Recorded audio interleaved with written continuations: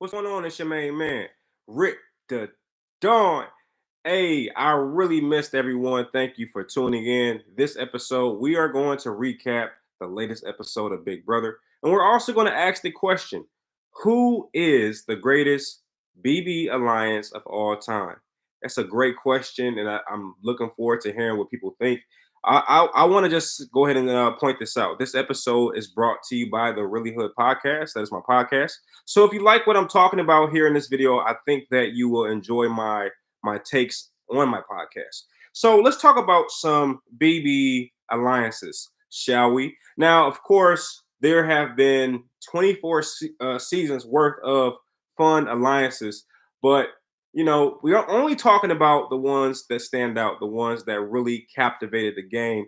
And I have a couple that I would like to bring to the forefront. All right, how about Chill Town? How many people remember Chill Town? Maybe you do, maybe you don't. But some standout members from Chill Town are Dr. Will and Mike Boogie. Okay, anytime you put Mike Boogie and Dr. Will in the same alliance, you know you have a heavy hitting alliance at hand, right? How about Chill Town? What about the Quack Pack? Who can forget that group? Okay, that was a crazy group, and most notably, 3 of 4 players from the Quack Pack made it to the Final Four. So that was pretty dope. And by the way, a standout player in the Quack Pack was my main man Dan. I'm a big fan of Dan. All right, what about the Detonators? 4 of 5 made it to the Final Four. What about that? That was a heck of an alliance, and I actually do remember their impact and what they were trying to accomplish. And who can forget the Hitman?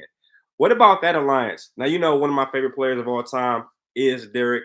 And certainly, in fact, I might even argue that Derek is my favorite player of all time. I don't know if I like anyone better than Derek.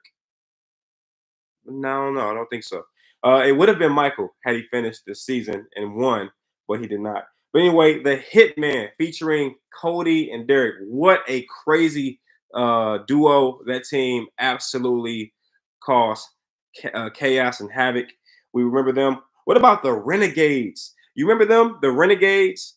That was a crazy alliance. You had my main man Dan, and I believe Dan did some weird maneuver to keep Memphis safe. I don't know if you remember Memphis, but Dan keeps Memphis safe, and then the rest is history. That was a crazy season, and you know who won that season? My main man Dan. You should know that. All right, Danielle Reyes and Jason. This is way back in like the beginning of BB history. Okay, maybe even season 1. Don't quote me on that, but I do remember Danielle Reyes being a phenomenal player. Her and Jason created this secret alliance that no one caught on to. The alliance was so secret that they didn't even give it a name.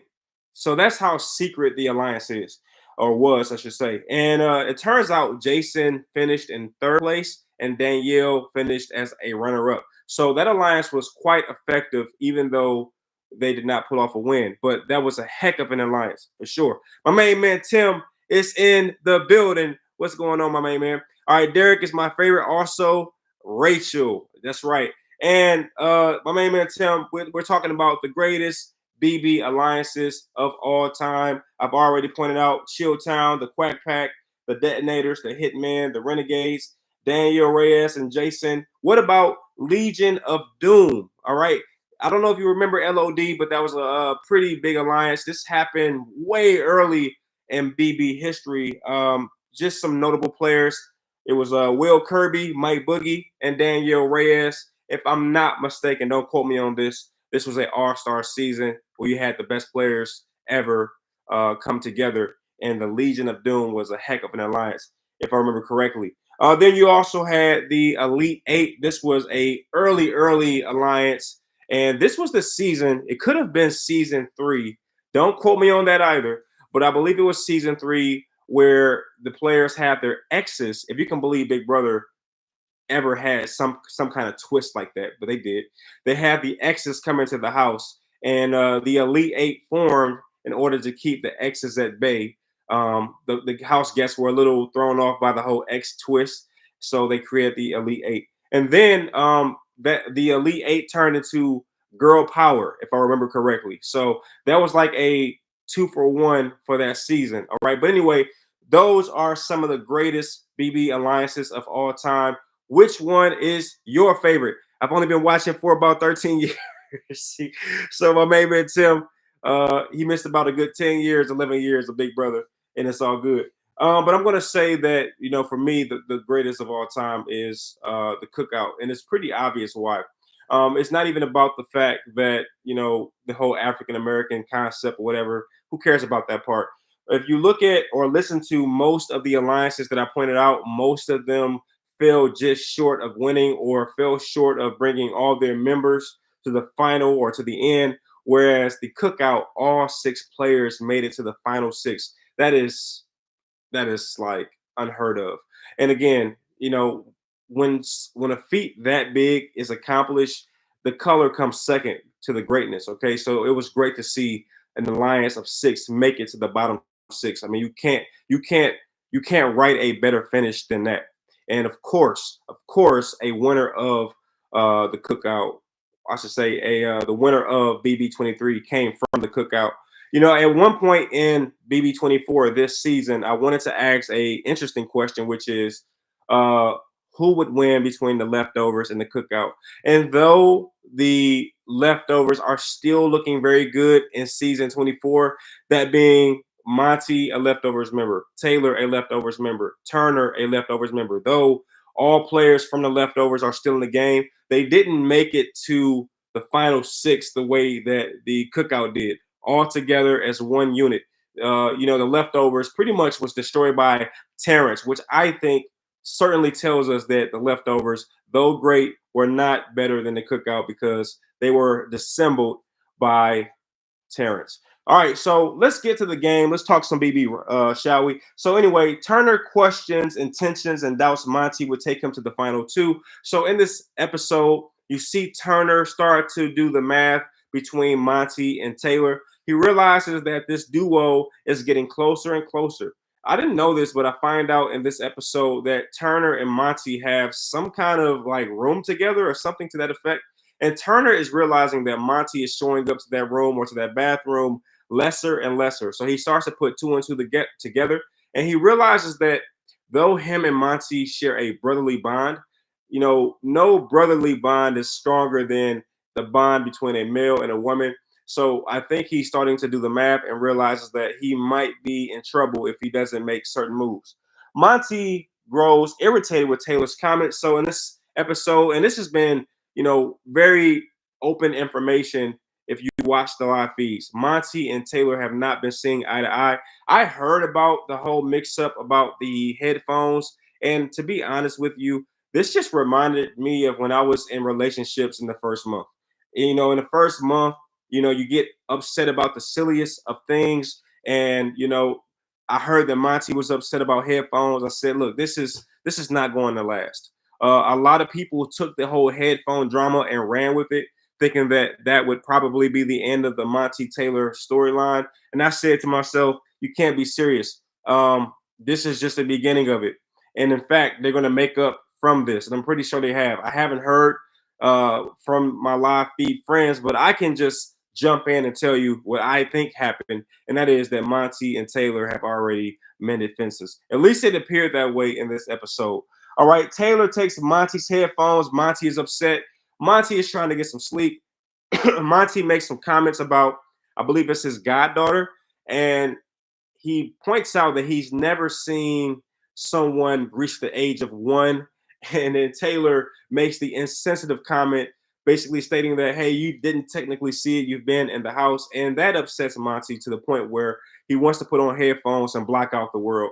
And of course, Taylor does the most obnoxious thing, which is take the headphones off of Monty while he's sleeping. And you think, and Taylor also thinks the same thing that we're thinking, or at least I should say, I was thinking that this would just be another moment in life. But Monty clings on to this moment like it's a life raft, all right, on the Titanic. And he takes it way further than I ever thought this situation would go. But anyway, that happens.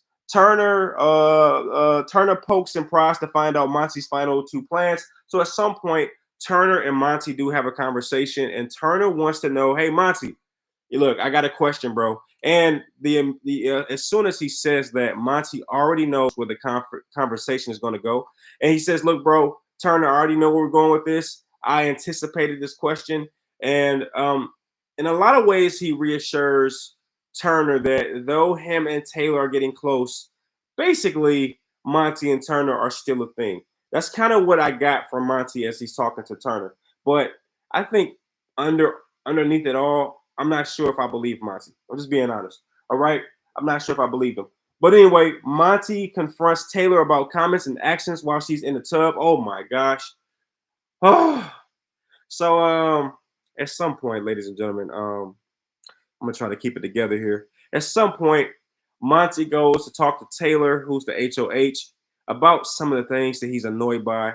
And yeah, so Taylor's in the bathtub in a bathing suit, and yeah. Yeah, so yeah, she looks gorgeous. Anyway, Monty says that Taylor's actions made him done with the day. Let me repeat that. Monty, while he's crying and complaining about headphones to a woman, he tells Taylor that her actions made him done with the day. Yeah, a grown man said that. Okay. All right, Taylor, when you took my headphones, I was done with the day. Yeah, a grown man said that. All right. Anyway, Monty channels Daniel and confirms what Daniel said about Taylor. This was a low blow if I've ever seen one. At some point after Monty points out that Taylor's actions made him done with the day. Okay. All right. I'm still processing that if you can't tell. But anyway, Monty points out that, hey, Taylor, what Daniel said about you being selfish and being self absorbed and unaware is probably true because Daniel said it. That's what Monty says to Taylor as he tries to find validation for the way he feels about what Taylor has done to him, i.e., taking his headphones. Anyway, so then we fast forward to the jury house and we see that Terrence joins the jury. Immediately after Terrence walks in, my main man Michael walks in, and there's immediate like conversation about what took place in the game. They watch footage, as you would imagine. Jasmine admits that Turner is running the game. This was pretty interesting to hear Jasmine say, and that's very confusing on another level because Turner and Jasmine had not seen eye to eye throughout the entire season. So I think that was Jasmine's point, which is even though I don't like Turner, I can see that he's running the game. And that's according to her perspective. I mean, I think she makes a good point, a decent point. Why not? All right. And then Terrence drops Michael up for what? Terrence. Oh, okay, there it is. Terrence daps Michael up for shocking exit. I'm not sure what the heck I meant by that. It's my wife and I's anniversary. We've been drinking some wine, so I don't have any clue what that means. But apparently, Terrence gives Michael some type of validation or credit for an exit, whether it be Terrence's exit or Michael's exit. I forget. Anyway, Michael dislikes that Turner did not claim his eviction. Now, this is a very, very interesting part, and I think this is our first cue into how Michael will approach the jury. So, Michael is not feeling good about being evicted, and we know that both Turner and Monty played a role in Michael's eviction, and Michael was not happy with the fact that Turner did not own the decision to evict Michael. Um, and I think because of that, Michael is going to give the majority of the credit to Monty. So this could definitely get interesting. If Monty finds himself in the final two against Turner, Michael could, very, very easily sway the jury because Turner, when he did his exit interview for Michael, he said, "Hey, Mike, this wasn't my idea." And Michael found that offensive. Like, hey, if you're going to take a monster player like Michael out, own it. Don't run away from it. And I think because Turner seemed to push the blame onto Monty, Michael didn't like that. And I respect Michael for that. I thought that, hey, I kind of agree with Michael. If someone takes a shot of that magnitude against a player like Michael, own it. And if you don't, you're not playing the game. Anyway, Kyle admits that he's not happy about Alyssa being in the jury house. I had to call BS when I heard Kyle say this. Kyle is in political Kyle is in politically correct hell. So from now on, everything he says has to be politically correct because he's already on the cancel chopping block. Okay. The BB world wants to cancel him because he of a word he didn't say. So now everything he says has to be politically correct. And once Alyssa arrives to the jury house, Kyle says, I am not happy that Alyssa's here. I really wanted her to do well in the game. I'm like, Kyle, come on. You're not happy that Alyssa's in a jury house where y'all can spend time together by yourself without worrying about the game, Kyle? Really? Okay. I'll pretend to play along. Kyle also says that he thinks Monty is in the best position in the game. This was another really interesting revelation. Again, right now, I'm trying to figure out where the jury is mentally. What are they thinking about doing?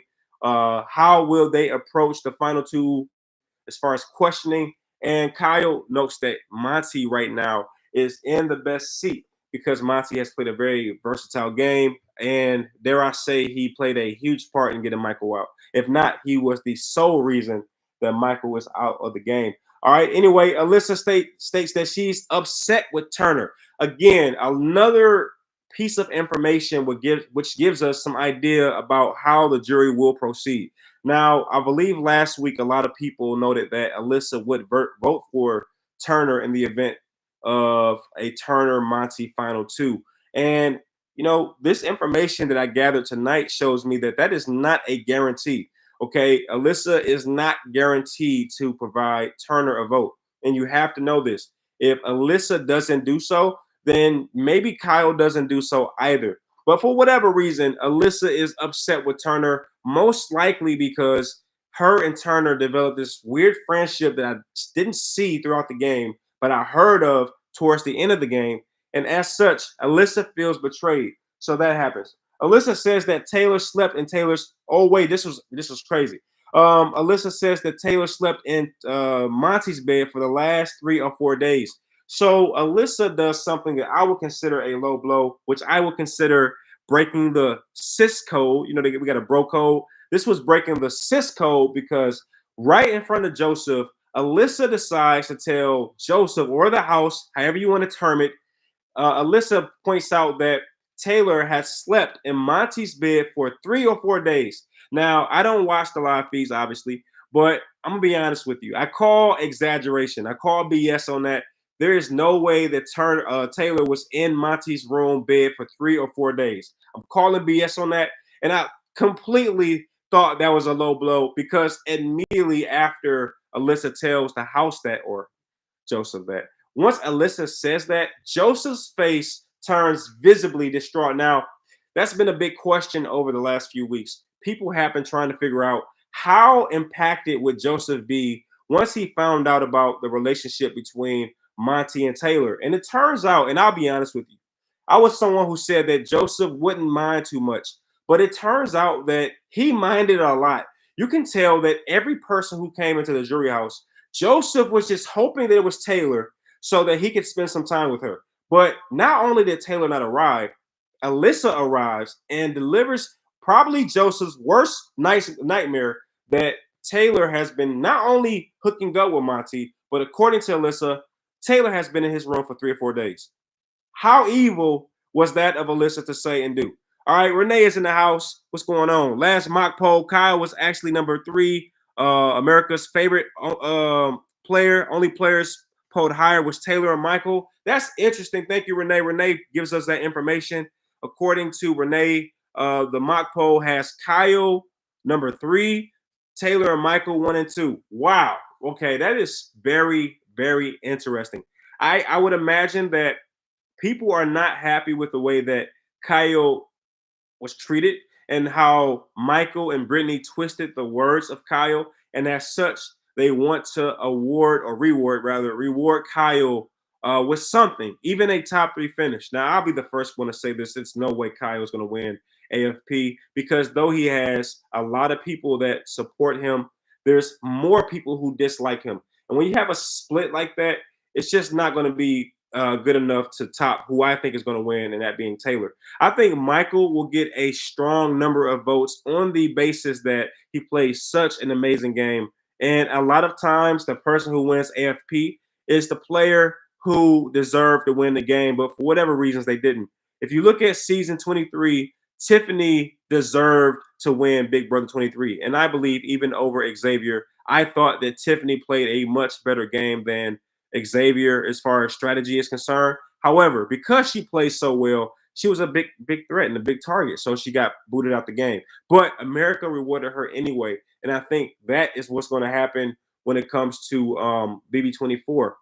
So easily, I say that Kyle has no chance. It's going to be a two-person race between Michael and Taylor. And dare I say, Michael is looking really strong. And it would not shock me in the slightest if Taylor won out. That means winning the entire game and winning AFP. Hey, look, her story arc contributes to it. Yeah. She's somebody who was on the block the first week. She's somebody who everyone targeted the first week. And all of a sudden, look, she's in the finals, final three. You think she's not going to? You think so? She has a Lay's endorsement. Okay, that means a nationally syndicated or a national brand is so confident in how she represented herself in the house that they're willing to put their product behind her name. Okay, we're talking about somebody who the state of Michigan felt so proud about, and this is pre Big Brother, felt so good about. They were willing to base their entire state on this person. Taylor has already won America's vote. Okay. Though she's won it in small sectors, that being Michigan, potato chips, sure. But I tell you, the only player that can even come close to Taylor's, in my opinion, definite win would be Michael. Okay, Michael. Not Kyle doesn't have a chance. That's more of a moral victory. That's what we call that.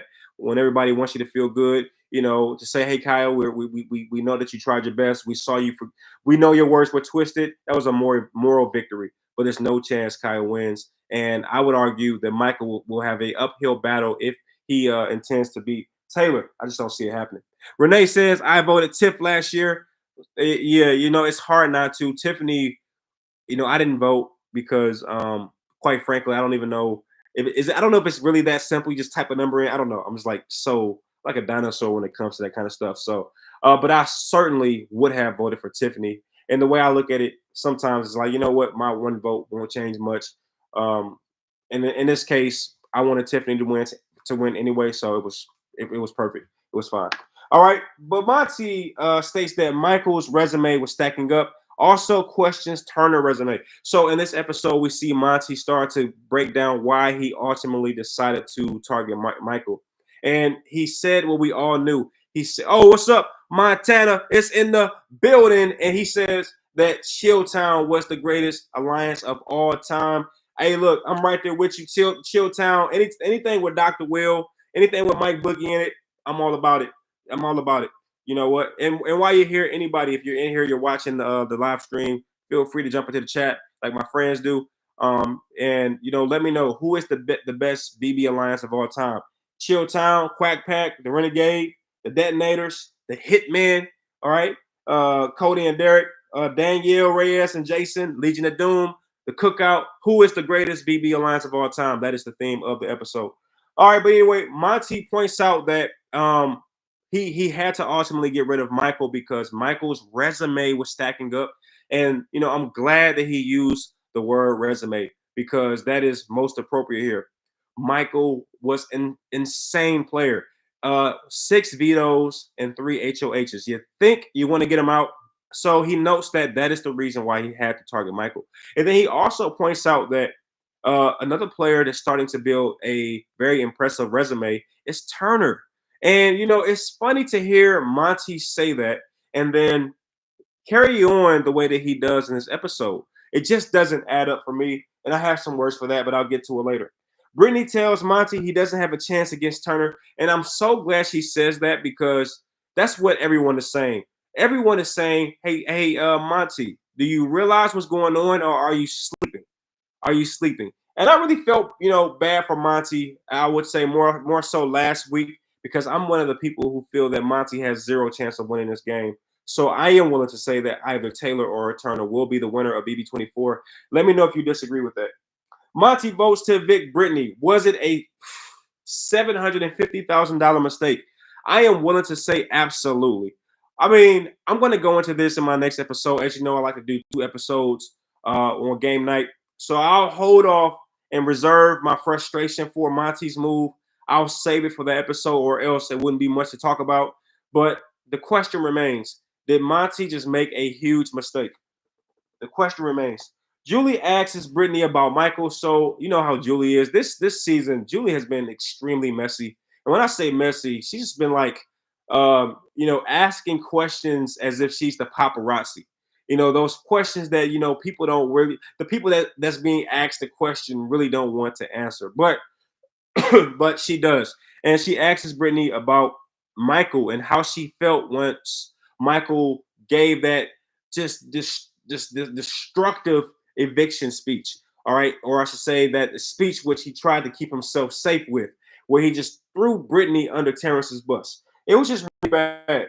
But she's very honest about how she feels about the situation, and just points out that she needs to have a conversation with Michael in order to get things back on track. And she also points out that she wants to be or continue her friendship with Michael, which I thought was pretty interesting.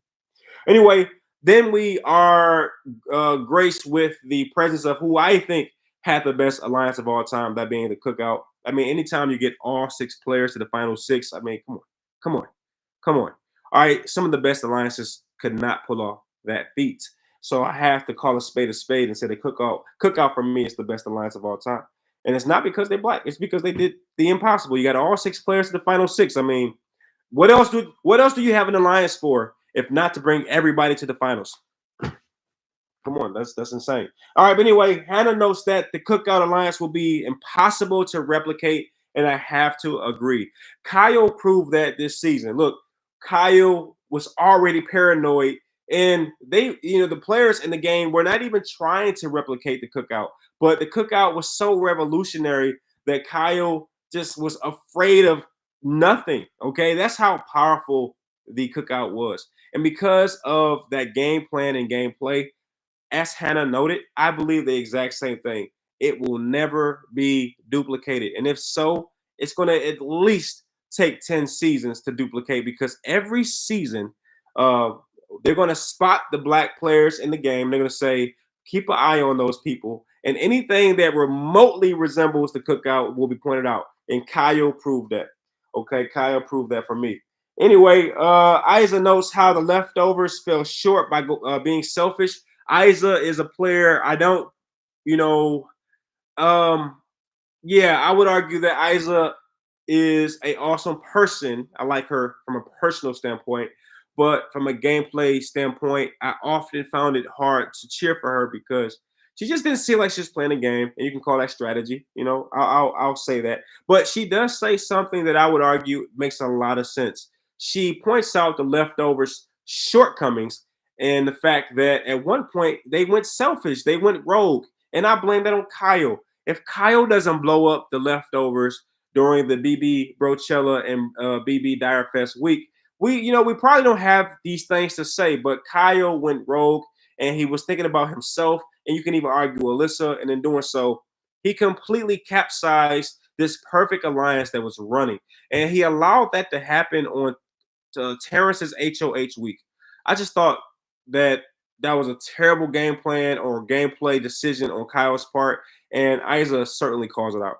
Okay. All right. Montana says Monty is guaranteed second now. That's worth what, 50,000? So only a $700,000 mistake. Respectfully, I have to agree. All right. You know what? I am corrected here. Monty did not make a $750,000 mistake. He made a $700,000 mistake because he's guaranteed second. There is no way that Monty's going to beat Turner. There's just no way it's going to happen. I will talk about why I feel that way in my next episode. Let me know if you disagree. I know Monty has a strong following, but I just don't see it happening. And if you think Monty's going to beat Taylor, I don't know why. I have no idea why. Okay. The women have said from the beginning of the game, that they're going to stick together. And if Taylor even sniffs the final two, even for Turner, that's going to be a challenge. Okay. But certainly it will be a challenge for Monty, in my personal opinion. My main man Tim says, I just voted Kyle as my vote for AFP. And you know what? I forgot to mention that the AFP voting polls are open. And maybe one, who am I voting for? Um, if I were to vote, it would probably be for Michael because I personally think he deserves it. I mean, you win 6 vetoes in one season. It's kind of like Janelle's season. Janelle, oftentimes gets voted out before she ever gets a chance to win. But a lot of times she still wins in some way. She wins the respect of the viewers, and of course, she's won AFP before. So yeah, if I were voting, it would be for Michael. I couldn't vote for Kyle. I couldn't vote for Taylor, on the account that I believe that Michael played a better game overall ish. Because if you don't make it to the finals, then how good did you play? But the point is, I just like Michael. And I would hate for that kind of gameplay to not be, gifted something. You know what I mean? But there's something to say about the fact that Michael and Janelle, these kind of players, never win the game. And I think people need to start recognizing that. I want to just take a few moments and give Xavier a shout out because he recognized that. Xavier went on a crazy run at the end of last season, just a crazy run. And you would not have seen it coming, but the crazy part about Xavier's game is in the earlier part of the season, he told the cameras, "I'm going to throw this competition." I want to say Xavier told the camera he would throw 4 competitions or so. And then, as I'm watching him and hearing him say he's throwing competitions, I'm like, yeah, okay, Xavier, you wasn't going to win the competition, so of course you're going to say that. But then at some point in the season, he tells the viewers that he's not going to throw competitions anymore, and he wins them all. So that to me told me that Xavier could or actually was throwing those competitions. So I have to give him credit. But again, I think this season further exposes why the competition monster style of gameplay is just not fruitful. All right. My main man Tim says he's also voting for Kyle. And Montana says, I do miss Kyle on the show. What is going on? Like, you know what? Y'all gotta share this with me. What are y'all missing about Kyle? And I have to ask that question because first off, what you're saying is valid. And it's interesting because we're seeing the game from 2 different lenses. And this is the best part about the game. This is the best part about talking about the game live because you get to ask people like, hey, what do you see in this player? Because I'm guaranteeing that somebody is listening to me and saying, you like Michael? Michael did this and Michael did that. And it's like, yes, I do like Michael. And I have my own personal reasons. And some of my reasons have nothing to do with the game. It's just when I see Michael, my daughter's name is Mike. I have biases, right? And these are the reasons I pick Michael. I like Michael. I just like him. Don't get me wrong. I like Mike. My favorite player is Michael Jordan. Maybe that has something to do with it. I don't know. So when people say they like Kyle, a part of me wants to know why. Because I didn't. It's not that I didn't like him. It's just that I didn't gravitate towards his gameplay. It seemed like he was in the showman's quite a bit, and he turned on the leftovers. So for me, it's not much to like there. But some people connect with Kyle on a personal level. So with that being said, I would like to know what about his gameplay did you connect with? Okay, I can just go ahead and get mine out. As far as Michael, I love his name. Michael is a angel in the Bible. I'm a big fan of the Bible and Christianity, that type of thing. So he has that going for him. I love Michael Jordan. I love Michael Tyson. I love Michael Phelps. I love my daughter, Michael. So I have a lot of Michael love in this heart. And as such, I like Michael. And he just happened to live up to the name. Okay, the people I just put him up against, he lives up to the name. He went 6 vetoes. All Michaels are great in my book. And he just further, he further proved that for me. So yeah, I like Michael for those reasons. And some of that has nothing to do with the game of Big Brother. You see what I'm saying? So that's my bias, and I own it. I'm not afraid of it. I own it. All right, my main man Jason Lowe is in the building. What's up, Jay? Jay joined us a little late, but he's in the building with us. Kyle was at the center of so much drama, so it looks like Montana just likes the fact that Kyle brought drama and, dare I say, entertainment to the game. And as Montana is watching Kyle play and go through these different ups and downs and situations and pairs that Montana just enjoyed to, enjoyed that process. And I respect that. Jason Lowe says you got to set reminders so I don't miss the beginning.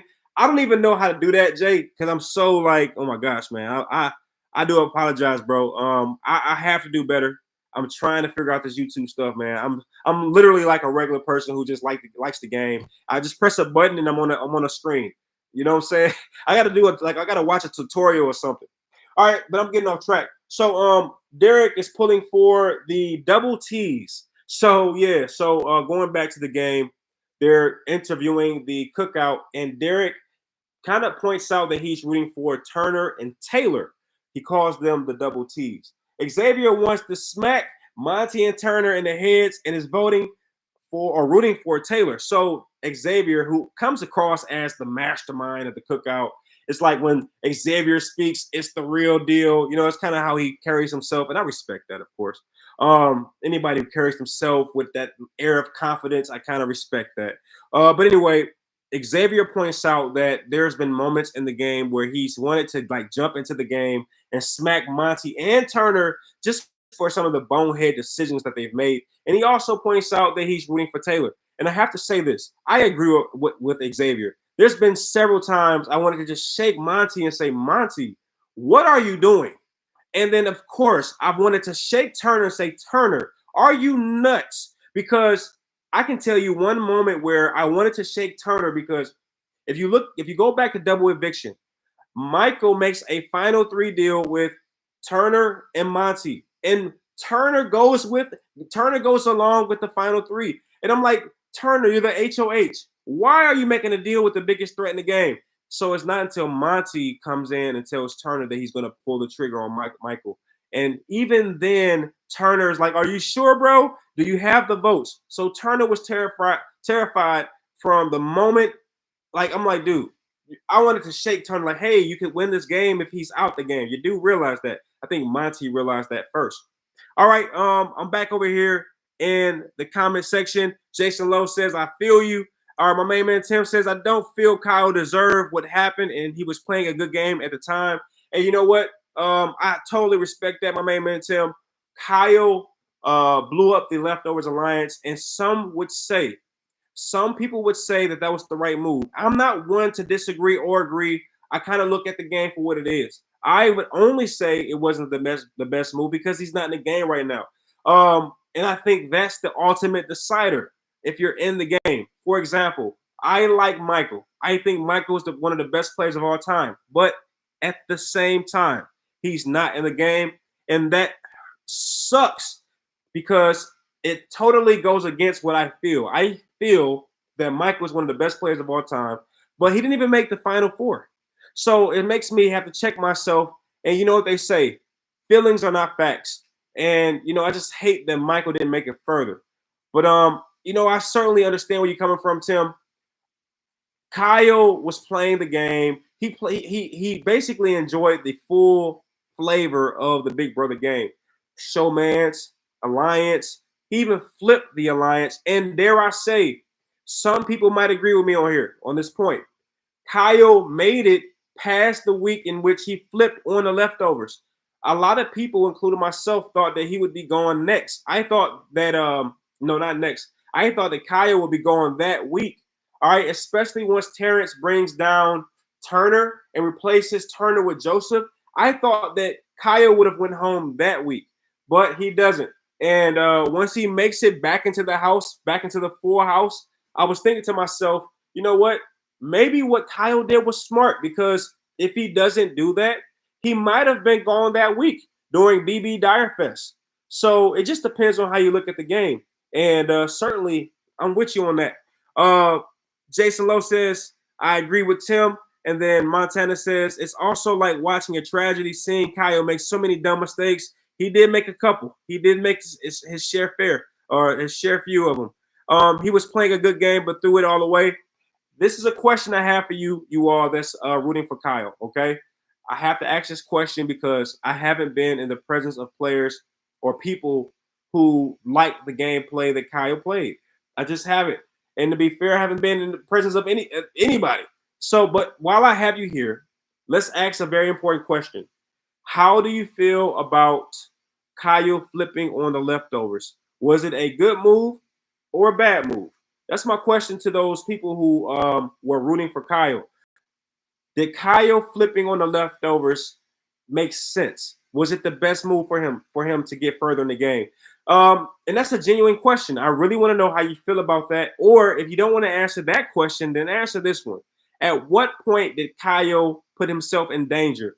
What move caused him to leave the game? Was it flipping on the leftovers, or did him leaving the game have nothing to do with him? It was all Michael's strategy and flipping his words. Maybe you could say that his mistake was talking to Michael about anything as it relates to an alliance. So I want to know, at what point did Kyle's game flip for the worse? I would love to hear that from the people that's rooting for Kyle. All right, before I get back into the comments, my wife wants Taylor to win, and she comes to tears. So at some point, I believe as Xavier and the Cookout are voicing how they feel about the game, and Xavier points out that he's rooting for Taylor, my wife just comes out of nowhere and says that she's also rooting for Taylor because, for whatever reason, she connects with Taylor. Again, everyone has their thing. And, I think we have to respect everyone's viewpoint because these players, they represent so many people in this house. And I would have to argue that Michael, for me, I understand his preferences and things of that nature, but I'm talking beyond that. I'm talking about just the way that he strove to or strived to be the best. I can relate to that. And it seems that my wife related to Taylor for whatever reason. So she comes to tears. Okay, you hear me?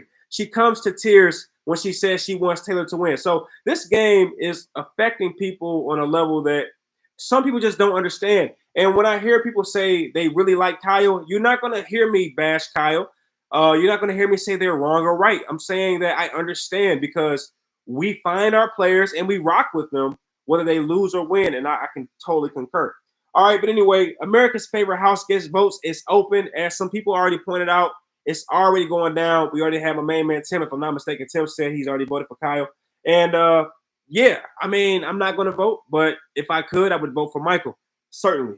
All right. And I want to also point out that Friday, if you don't know this, if you missed tonight's episode, don't miss too much. Okay. You might want to listen up here. For whatever reason, this Friday at 8 o'clock, there will be another episode coming on. So Jason Lowe, you already know. The episode, it comes on at Friday. I mean, it comes on Friday at 8, and then that means it goes off at 9. I'll probably get on here around 10, Jay, and we can kick it on here about what happened on Friday. But if I'm not mistaken, it will be one of those I think Tim pointed it out last week. It was Tim who said it. It's going to be one of those flashback episodes, but in the midst of the flashbacks, they're going to talk about, or I'm sorry, in the midst of the flashbacks, they're going to hold the next HOH competition. So it will be a mixture of flashbacks and the real deal. So it won't be an episode that you can just miss outright because there will be some HOH competition in there. And then, can you believe it? We've made it to the final or the finale Sunday at I think she said 8 o'clock. I'm pretty sure she said 8. Sunday at 8, there will be a 2-hour finale, and we will find out who wins BB24. So those are some things to keep in mind. Friday at 8, we're going to find out who the next HOH is. And then Sunday at 8, I believe that is the finale, the 2-hour finale. It will go off at 10 o'clock. So if you didn't know that, now you know. All right. Jason Lowe says he didn't throw it away. They strong-armed him. Come on, Jason. You know what? I'm not going to argue. The timing was right. Kyle was going to change the whole game up. You know what? Jason, you're a real Kyle fan. You look, he didn't lose. They strong-armed him. You know what I'm saying? I respect that. For me, okay, because I'm not a Kyle fan, I look at it more unbiasedly. I would say that, and I'm being respectful, of course, because I realize you really like Kyle, Jay. So I'm not gonna be disrespectful. I'm gonna say that Kyle was a good guy, and I understand why people like Kyle because look, I'll be the first one to tell you when Kyle first comes in the house, and I'm trying to read all the players, he comes across as a good guy. His parents are Mormons. you can tell he was sheltered and kept safe and probably pulled away or kept away from a lot of craziness. So he was very naive and dare I say, just kind of pure. He had a pure personality. He always smiled. He was happy. So I get why people gravitated towards him. But I will say this, Jay, that Kyle made a crucial mistake. And I'm saying that from the perspective of watching several seasons of Big Brother. It is my, I don't, I will first off, I will say I agree with the strong arming. The fact that the Michael and Brittany twist his words and then they pressure this guy to get basically put himself on his own chopping block and chop his own self off. I mean, yeah, I can argue with you on that. Strong arm is a good word. But I would say that he had it coming on the basis that he flipped on the leftovers, and I would argue that he did it a little early. And I would also say he flipped on the leftovers in the wrong way. I don't know if you put your game in the hand of Terrence. Even if Terrence has power that week, I'm not sure that you flip on the entire leftovers alliance in order to secure yourself the following week. I felt like Terrence was such of a bad player that Kyle could have done exactly what he did without revealing the leftovers alliance. He could have kept himself safe. And dare I say, I think that Kyle, if he was playing the game I would have been playing, he would have been okay with Alyssa going out that week. But that's easier said than done, right? But I don't know, Jay. That's kind of where I'm at with it. I think that when he flips on the leftovers alliance, that's where his problems begin. And I think the evidence of that, Jay, is that the following week he gets voted out. So obviously that move wasn't that good because the next week he goes out. And you have to wonder, Jay, if he doesn't do that, does he stay in the game longer? Because he would have the protections of the leftovers alliance. That's where I'm at with it, Jay. But certainly I respect what you're saying on that. He was in too deep with Alyssa, and that's my point. It seemed like you kind of see it the way I see it. I thought that Kyle felt the pressure from Alyssa to try to protect her game, that he flipped the entire leftovers alliance too early in order to save them both.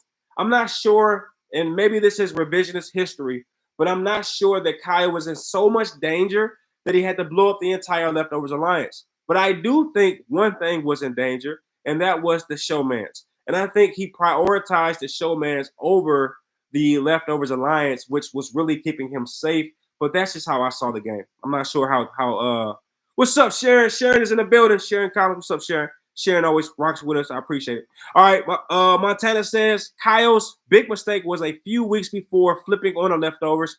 All right, good points. Let's find out what you're saying. He says he was kind of in Monty's position. He flushed his game down the toilet to save Alyssa. Hey, Montana, I just said that before I read what you said, and I kind of agree. I think that Kyle was in a great position, and I think he felt the pressure from Alyssa to save himself, and that is ultimately what did him in. It did buy him another week, and dare I say, and this is going to sound crazy, but him flipping on the leftovers didn't even save his game. It actually saved Alyssa's. And you saw what happened, right, Jay? Once Kyle blew up the leftovers, and the following week, Michael and Brittany twist his words, what do Alyssa do? Or what does Alyssa do? She completely alienates Kyle. So you have to wonder, was it even worth it for Kyle to do what he did to save Alyssa's game? I'm just saying, Jay. All right. Jason Lowe says his mistake was doubting the leftovers so early, which is true, and brought up the cookout, which is also true. They used that to rob. Come on, Jay. Keep on saying he was robbed. Jason is not going to let this go. I feel like he was playing a really good game up until that point. He stayed safe and kept his. Hey, Jason is not happy with Kyle's eviction, and I love to see that. All right. Montana says you're watching Survivor 2. Of course, Montana. I just did an episode on Survivor yesterday. If you go on my channel, you'll see that I'm standing in front of the Survivor 43 emblem. And I have to say, Survivor is not as fun as Big Brother right now. Big Brother is fun from the beginning. Survivor gets better as it goes on. But when you got 16 people or so, it's so many storylines. It's hard to zero in on anything. So yes, I have started to cover Survivor, but it's just, oh gosh, and also the Survivor audience is so much smaller than Big Brother's audience. I was in it. You know how we got like maybe 7, we got some good people here, like 7 people kicking it with us. It was like 2 people in the survivor room. And then even on Facebook, there's not a lot of survivor groups. So it was just a whole different experience. And I think that it's still gonna be fun though, because I think Tim dropped through. Tim dropped through and kicked it with us. And it was somebody else who dropped. I think Jason kicked it with us yesterday too. So it was kind of cool. It's a lot of talking points, a lot of storylines. But I'm looking forward towards like the merge when everybody kind of comes together and you can really pick your storyline. So right now it's very convoluted, very saturated, and I'm looking to see further in the game. But yes, every Wednesday, because Big Brother's going to go off Sunday, I will be covering Survivor. All right, Jason Los, he's talking to Montana. He says he was going to form another alliance, and he did form another alliance, Jason, the after party, which I thought was terrible, but I liked it at first. And that was Turner, Terrence, Alyssa. He was going to flip Michael and Brittany, I thought. Even if he didn't, it was going to be 4-on-4. Yes, you make a great point, Jay. The After Parties Alliance. I got an episode on that, and it's called the After Parties Alliance versus the Leftovers. It's a 4-on-4 battle royale, and we already know who won that. You have 4 Leftovers members still in the house, and every After Parties Alliance member is gone. Wait, Turner's still in the house. So technically, Turner is after party and leftovers. So, yeah. So that was I get what you're saying, Jay. Certainly, that was Kyle's big plan, but it didn't pan out. All right, Montana says Kyle's days of being sheltered are over pretty soon. Yep. Yeah, pretty much. All right, there was only 2 or 3 non-leftovers alliance members, and one of them was Alyssa. This is by Jason Lowe. He had to make a move, and that was the time. That's what he said, and that time was perfect. He had the chance to make it a 4-on-4.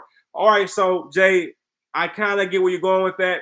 If you think about it, it was getting to that point where the leftovers at some point would start to cannibalize each other, and Kyle made a move 1 week before everyone else could. And depending on where you sit, that was a good move or a bad move. For me, it was a bad move only because I'm looking at the results. When it was happening, I basically held out my judgment and I said, I will not say this is a good or bad move. I will have to wait and see what happens. And then he goes out next. And then Alyssa absolutely distances herself from Kyle. And that's what tells me that it was a bad move. Otherwise, I would be right there with you saying that, hey, I can see that as a good move. But the evidence is the evidence. It's just like the court of law. It's just like being a crime detective, a crime detective. You can't just go off with evidence. You have to look at what the evidence is telling you. And the evidence shows us that Kyle made the wrong move because he was voted next. That's how I look at it, Jay. All right. Sharon says, what's up? What's up, Sharon? All right. And then Jason Lowe says it was his chance to make it 4 versus 4. That was true. And if you remember, Jay, what happens is that is a great 4-on-4 situation because the next HOH is, drum roll please, Turner, right? Am I right about that? Doesn't Turner win the next HOH? And as such, you wonder to yourself, how did it go wrong? It was a 4-on-4, and then Turner of the After Parties Alliance is the first HOH, which means that he gets the first shot. But what happens? Michael and Brittany of the Leftovers Alliance pull out this this miracle trick, this lawyer move from Michael's repertoire, and flips everything on Kyle. Hey, look, hey, Jason, if it was not for Michael and Brittany twisting the words of Kyle, maybe you would be right. Maybe Kyle stays in the game. But that was a genius move on the part of Michael to do that because it absolutely flipped the game against Kyle. And as you say, he was strong-armed out of the game. All right. Michael's mistake may have been not taking Kyle with him during his HOH with Terrence. Fractured that relationship, probably changed the game. Montana is hard to disagree. All right. If Michael takes Kyle, maybe this entire game is different. Maybe even Michael is still in the game. Okay. The evidence shows us that maybe Michael did not make the best moves because he's no longer in the game. That's the evidence. And you have to respect the evidence. Jason Lowe says he didn't get voted out because of the after party. You're right. But then again, the after party didn't protect him. Okay, remember, Turner was the HOH that week, and the after party alliance didn't protect him. Alyssa voted him out, and Terrence voted him out. Okay, and then also you have to consider that when Kyle was going through all the issues, Alyssa nor Terrence came to his defense, nor Turner. So, you know, if you don't want to say the after party had a direct hand in voting him out, that's fine. But you have to admit that the leftovers members voted him out. Okay, Alyssa and Terrence voted him out. Okay, they didn't vote for him to stay. So, you know, they voted him out as far as I'm concerned. And it kind of sucked to see that.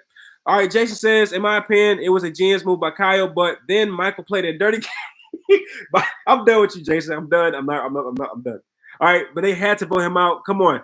I'm done with you, Jason. You're a real Kyle fan. And I did not know you was a Kyle fan like that. I do apologize for all the times I said bad things about Kyle. And you was right here. I really appreciate you not just going off in the comment section. All right, folks, but I gotta end this one because Jason gonna have me here forever. All right, so this episode concludes, and I'm gonna do another quick episode. Y'all gonna have me up all night. I'm gonna do one more quick episode. I want to just talk about real quick what we should see on Friday. As you know, Friday will be the next HOH, and I think just a real quick conversation about who is going to win this game. I've already told you who I think, and I'll kind of reiterate that again. And also, we got to ask this question: did Monty make a $700,000 mistake? Stay tuned, folks. I'll see you in a minute.